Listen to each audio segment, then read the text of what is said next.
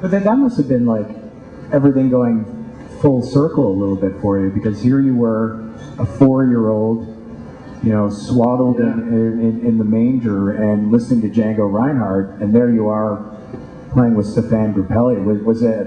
There must have been moments where you're like, this is not happening. Yeah, well, there were times when I used to sit there and I just used to look at Steph, and then I'd be sitting here and Stephane would be here, and I just used to say to myself in my head, I've got to remember this, because this is very special. You know, not every musician gets this opportunity to be with somebody like that who's such an important figure in music. And I remember that after the first tour I did with Stephane in America, my dad saying to me, because my dad was very proud of the fact that I worked with Stephane, obviously because of that whole connection.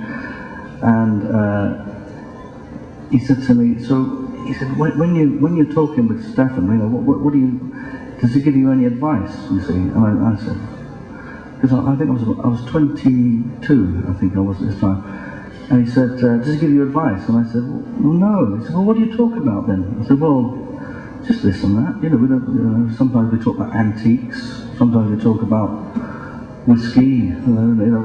Just various subjects really. And he said, well, you know, you really should use this opportunity to ask his advice.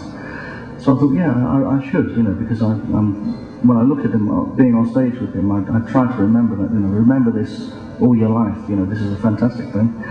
So we were on a plane one day, and I just turned to Stephane, he was reading a magazine, and I thought, I'll ask him. And I said, Stephane, what advice would you give me? And he said, well, my dear, never tell your wife where you keep your money.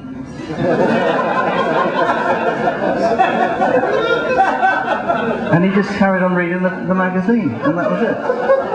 And that was the only advice I ever got from him. Have you remembered that though? You've always remembered that advice? Yeah.